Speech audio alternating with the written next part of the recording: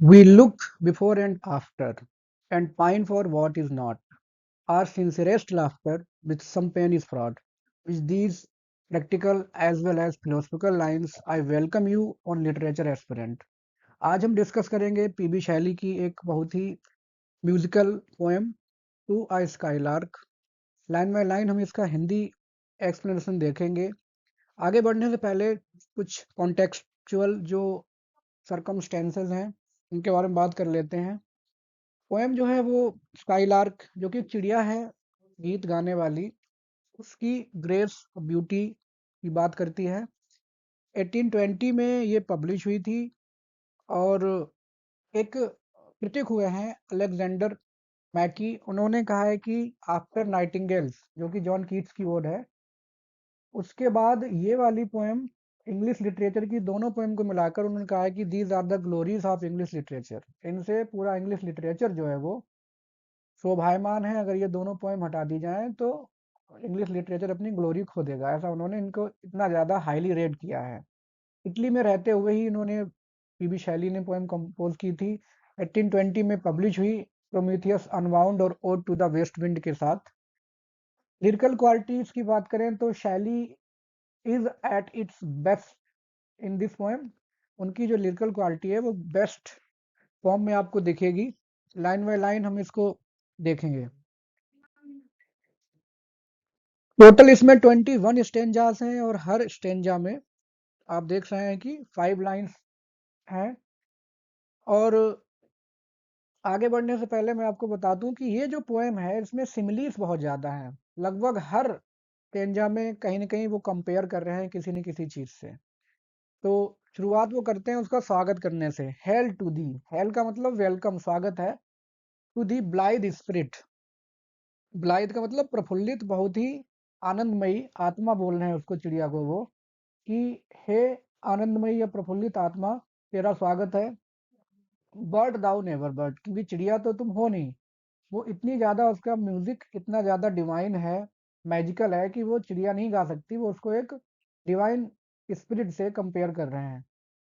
That from heaven और near it, जो कि आसमान से या आसमान के आसपास, थोड़ी कम ऊंचाई या ज़्यादा ऊंचाई, दोनों तरफ। फॉरेस्ट दाई फुल हार्ट, फॉरेस्ट दाई फुल हार्ट का मतलब अपनी एकदम अंतरात्मा से गीत गा रही है। इन प्रोफ्यूज स्ट्रेंस, प्रोफ्यूज का मतलब प्रचुरता, स्ट्रेंस का मतलब म्यूजिकल टोन्स या म्यूजिकल नोट्स जो गाने हैं, गीत हैं। प्रचुरता में इतने ज्यादा संगीत में, संगीतमयी गीत जो है वो तुम गा रही हो।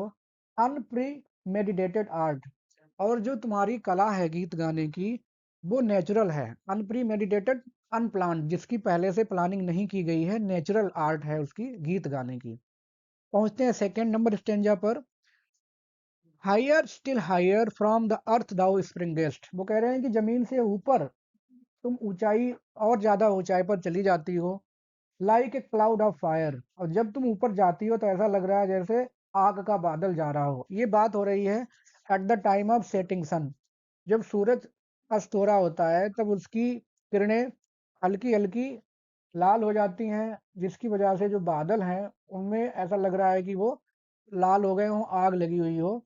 तो उसी हिसाब से वो यहाँ पे स्काईलार्क की कंपैरिजन कर रहे हैं कि जैसे कि आग, बादलों की आग या बादल रूपी जो आग है वो ऊपर जा रही हो। The blue deep thou wingest, blue deep आसमान जो कि गहरा नीले रंग का है, उस पे तुम विंगेस्ट मतलब फ्लाइज, उड़ रही हो।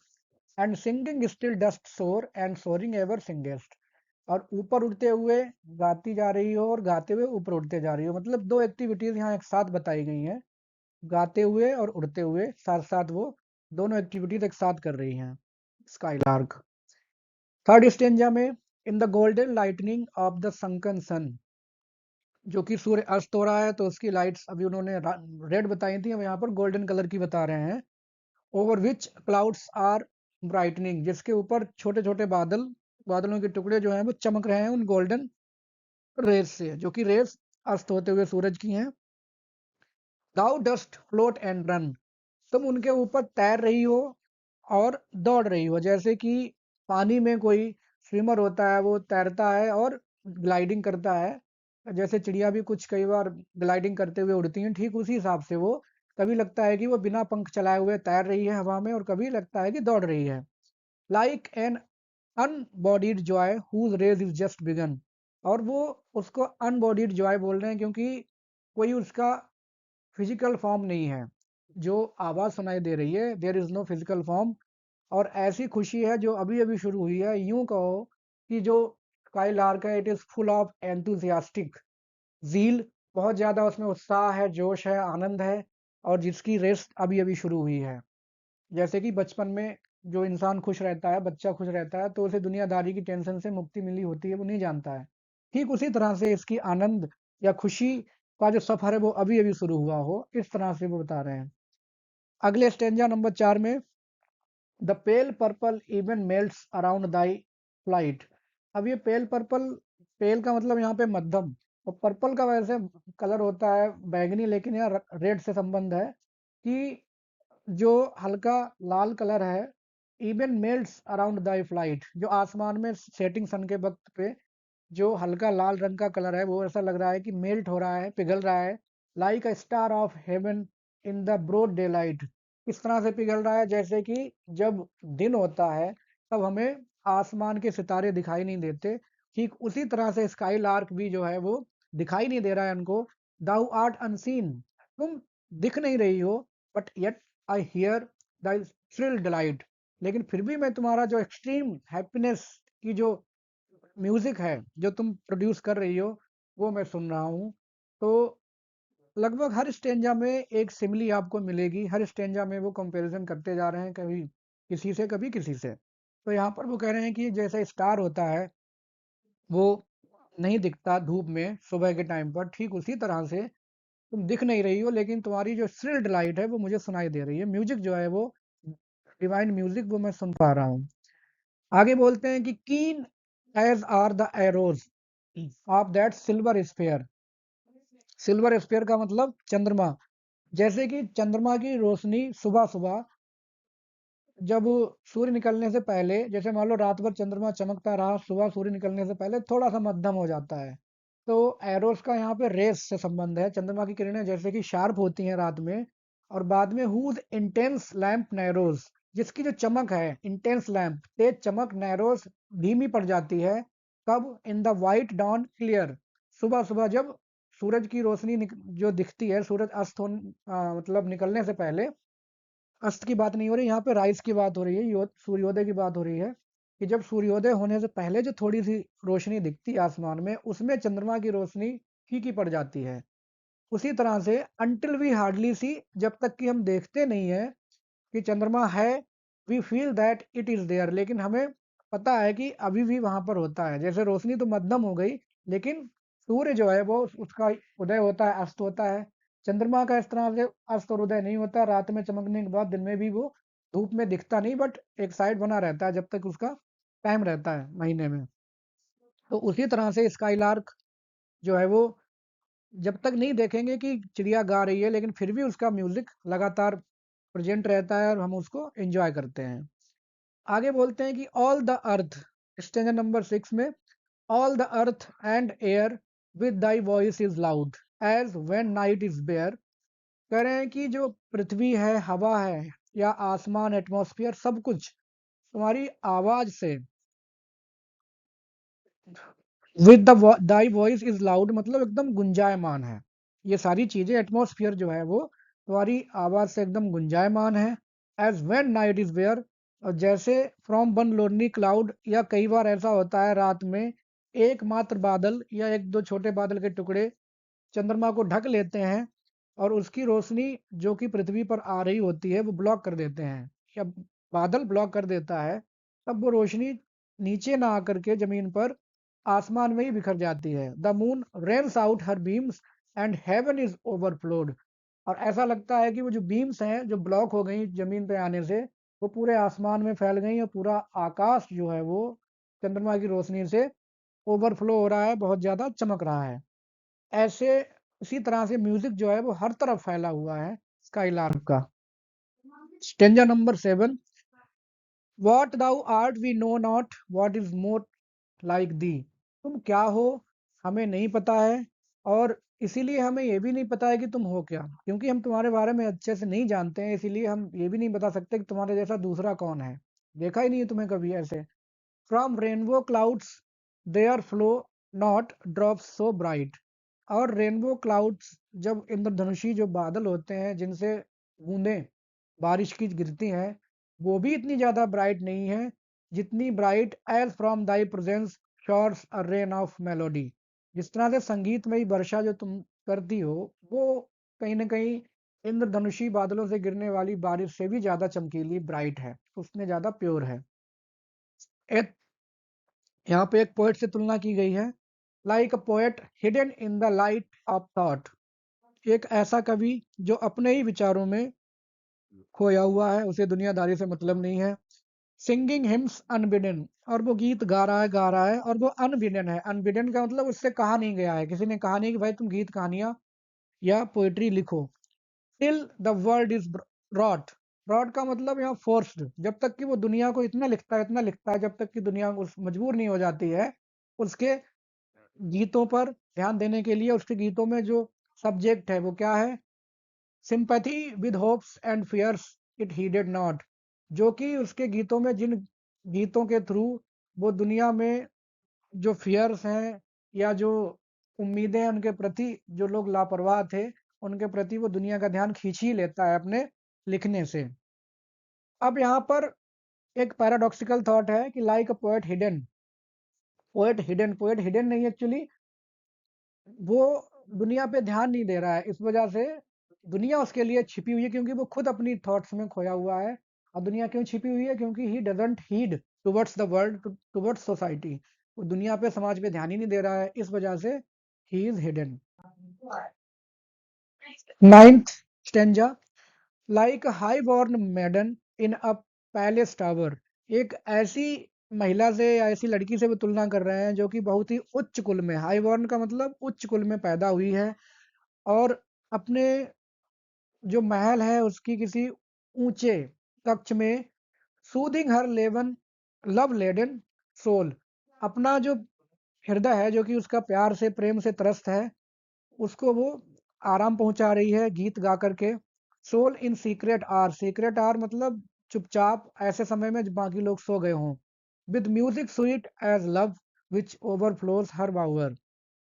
और जो संगीत है वो उसको इतना ज़्यादा स्वीट है कि उससे उसका जो बावर मतलब जो इनर कक्ष है, इंटरनल या रूम है उसका जहाँ वो गा रही है, वो पूरा एकदम गुंजायमान है उसके संगीत से। और आसपास जो बगीचे हैं वो भी गुंजायमान है उसके संगीत से। और वो भले दिखाई नहीं दे रही लेकिन आसपास जो लोग हैं वो महसूस कर सकते हैं कि yes, she is singing so melodious song. 10th stanza में लाइक ए ग्लो वर्म। यहाँ पे जो जुगनू होता है उससे तुलना कर रहे हैं golden in a dell of dew. और वह एक, डेल ऑफ ड्यू का मतलब यहाँ पे बगीचा जो ओस से भीगा हुआ है, उसमें वो जुगनू स्कैटरिंग अनबिहोल्डन, बिना दिखे हुए बिखेर रहा है इट्स एरियल ह्यू। अपनी रोशनी, एरियल बोला है क्योंकि वो उतनी ज़्यादा सॉफ्ट है, क्योंकि बहुत ज़्यादा जुगनू में रोशनी नहीं होती है, वो हल्की मध्यम ही होती है, जैसी कि हवा की तरह हो। ऐसी सॉफ्ट रोशनी को वो बिना दिखे हुए बिखेर रहा है जुगनू की तरह। Among the flowers and grass. जो फूल हैं, घास है उनमें। Which screen it from the view. और वो फूल और घास से ही एक तरह से उनसे छिप जाता है। स्क्रीन का मतलब हाइड। जिन्हें फूल और घास उसको छिपा रही है जुगनू को, उनमें रहते हुए वो एकदम मध्यम मध्यम रोशनी बिखेर रहा है। Like a rose embowered in its own green leaves. अगली तुलना है किसी गुलाब से जो कि अपनी ग्रीन लीव्स में, हरी पत्तियों में छिपा हुआ है और लेकिन खुशबू खूब अच्छी बिखेर रहा है। By warm winds deflowered. और तभी वार्म विंड्स का मतलब समर की जो हवाएं हैं, हल्की गर्म हवाएं हैं समर सीजन की, वो उसको डिफ्लावर कर देती हैं, उसकी पंखुड़ियां बिखेर देती हैं। Till the sent it gives. और फिर इसकी खुशबू हर तरफ जाने लगती है, और खुशबू हर तरफ जाती है तो मधुमक्खियां आ जाती हैं और वो आकर के इससे रस चुराती हैं अपने हनी बनाने के लिए। मेक्स फेंट with too much sweet those heavy winged thieves. अब उनको मधुमक्खियों क्या बोला है इन्होंने? Heavy winged thieves. क्योंकि वो आई हैं और उन्होंने रस पिया है, और वो रस जो है वो नशे का काम कर रहा है, जिसकी वजह से उनके पंख भारी हो गए हैं और वो वहीं नशे में लोटपोट हो गई हैं, भाग नहीं पाई। चोरी करने आई थी उसके रस का, लेकिन वो भाग नहीं पाई। ठीक उस तरह से भी गुलाब के फूल जैसा ये अपना संगीत बिखेर रहा है। Sound of vernal showers on the twinkling grass, rain awakened flowers. Sound of vernal showers, vernal का मतलब जो बसंत ऋतु में जो बारिश होती है, ताजी बारिश होती है। ऑन द ट्विंकलिंग ग्रास, घास पर जो बूंदे हैं बारिश की, उनसे जब सनशाइन गुजरती है तो ट्विंकलिंग लगता है। सनशाइन जब वहां से गुजरती है तो ऐसा लगता है कि वो चमक रही हैं, उसको ट्विंकलिंग ग्रास बोला है उन्होंने।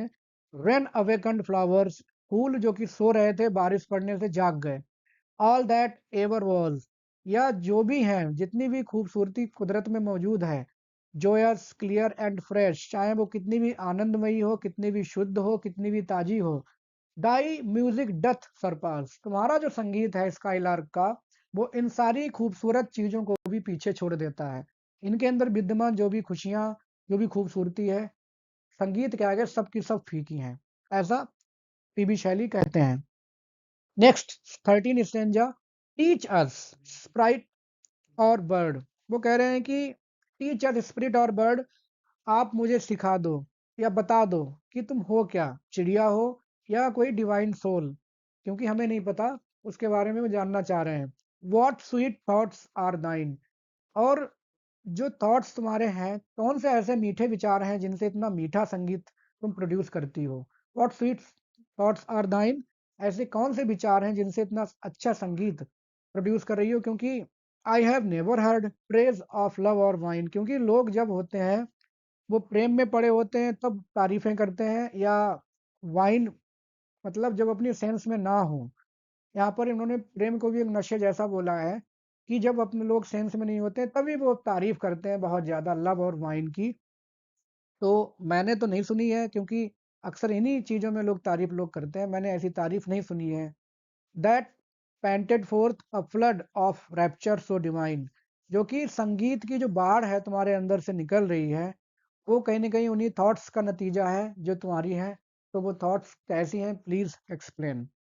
और आगे बोलते हैं कि कोरस हिमनील और ट्रम्फल चैंट। कोरस हिमनील का सेंस है यहाँ पर मैरिज सॉन्ग, जो शादी के वक्त जो गीत गाए जाते हैं, और ट्रम्फल चैंट या जो जीत के वक्त जो गीत गाए जाते हैं, क्योंकि ये सबसे बड़ी खुशियां हैं जिंदगी में इंसान के। एक तरफ शादी, एक तरफ किसी सफलता, यहाँ पे हम कह सकते हैं सफलता, जिसके लिए आप अभी इस वीडियो को देख रहे हैं, मेहनत कर रहे हैं सफलता के लिए, सफल होने के लिए। तो जब आप सफल होंगे तो जाहिर सी बात है उस समय जो गीत या जो भावनाएं होंगी, वो सबसे अच्छी भावनाएं होती हैं। Matched with nine would be all, लेकिन कह रहे हैं कि ठीक है, शादी के गीत, सफलता के गीत, सफलता की भावनाएं सब मिला दी जाए तुमसे, तब तुमसे मिलाई जाएंगी संगीत, स्काईलार्क के संगीत से जब कंपेयर किया जाएगा। बट एन एम्प्टी वांट, तब वो एक खोखली सेख ही रह जाते हैं, मतलब खोखले शब्द रह जाते हैं, क्योंकि उनमें वो चीज नहीं दिखती जो कि स्काईलार्क के म्यूजिक में है, जो सेंस स्काईलार्क के म्यूजिक में है। A thing wherein we feel there is some hidden want, कहीं ना कहीं, चाहे वो शादी का गीत हो, चाहे वो सफलता का गीत हो, कहीं ना कहीं उनमें हमारी कोई ना कोई टीस, कोई ना कोई कमी रह ही जाती है, क्योंकि हम तुम्हारे संगीत के जैसे उसको प्योर नहीं बना सकते। ठीक है, प्रैक्टिकल ग्राउंड पे देखें तो शादी में भी कुछ ना कुछ कमियां या कुछ ना कुछ एस्पेक्ट्स रह जाते हैं, सफल होने के बाद भी इंसान पूरी तरह से सेटिस्फाई नहीं होता, और बड़ी सफलताएं हासिल करना चाहता है। तो कुल मिला के वो सारी सफलताएं, शादी के गीत, कहीं ना कहीं कुछ ना कुछ उनमें लैक ऑफ डिवाइन एलिमेंट रह जाता है। आगे देखते हैं। वो कहते हैं कि what objects are the fountains of thy happy strain. वो कह रहे हैं कि फाउंटेन्स का यहाँ सेंस है सोर्स, कि सोर्स क्या है भाई तुम्हारे इस हैप्पी स्ट्रेन का, इस जो म्यूजिक जो तुम सुनाती हो स्काईलार्क, इसका सोर्स क्या है, किन ऑब्जेक्ट्स, कौन से ऑब्जेक्ट्स वो सोर्स का काम करते हैं जिनसे तुम ये सब सीखती हो। व्हाट फील्ड्स और वेव्स और माउंटेन्स, या कौन से ऐसे कुदरती ऑब्जेक्ट या कुदरती चीजें, जैसे खेत खलिहान हो गए, लहरें समुद्र की हो गई, या पहाड़ पर्वत हो गए, क्या कहाँ से सीखती हो ये सब। व्हाट शेप्स ऑफ स्काई और प्लेन, आसमान से सीखती हो या मैदानी एरिया में कोई ऐसी कौन सी चीज़ है भाई जिससे तुम ये सब सीखती हो? व्हाट लव ऑफ दाइन ओन काइंड, या कोई दूसरा स्काई लार्क है जिससे तुम्हें प्रेम है और तुम उस प्रेम में पढ़ करके इतना अच्छा गा रही हो? क्या है? व्हाट इग्नोरेंस ऑफ पेन, और क्या तुमने अभी तक दुनियादारी का जो दुख है वो नहीं देखा? जिस तरह से ह्यूमन बीइंग्स हम दुखों में पड़े हैं, परेशानियों में घिरे पड़े हैं, क्या तुमने ऐसा आज तक नहीं देखा? विद दाई क्लियर कीन जोएंस लैंगर कैन नॉट बी, तुम्हारा जो खुशी है तुम्हारी इतनी उत्सुकता वाली, वहां पर लैंगर का सेंस है उदासीनता। कोई उदासीनता या आलसपन हो ही नहीं सकता क्योंकि तुम इतनी ज्यादा प्रफुल्लित हो। Shadow of annoyance never came near thee, इसके अलावा तुमने कभी क्रोध, गुस्सा, ईर्ष्या, ये सब तुम्हारे पास कभी आई नहीं है। शैडो ऑफ अनोएंस का मतलब जो गुस्से की परछाई है या गुस्सा तुम्हारे पास कभी आया ही नहीं है। केम नियर दी तुम्हारे पास। Thou lovest but never knew love sad satiety, तुमने प्रेम तो किया है क्योंकि तुम इतना अच्छा गाती हो तो जाहिर सी बात तुमने प्रेम तो किया है, लेकिन वो प्रेम की जो सैड सैटाइटी है, सैटाइटी का मतलब है यहाँ पर पराकाष्ठा, जिसके बाद आदमी जैसे कोई चीज अचीव करने के बाद, जैसे जॉन कीट्स ने अपने उसमें बोली है नाइटिंगेल्स में, कि कुछ हासिल करने के बाद में हम उसको थोड़ा छोड़ने लगते हैं, ठीक उसी तरह से ऐसा नहीं है कि यहाँ पर वो कि सटाइटी एकदम पराकाष्ठा के बाद लोग ढीले पड़ जाते हैं चीजों में, थोड़ा उनका मन उदासीन हो जाता है।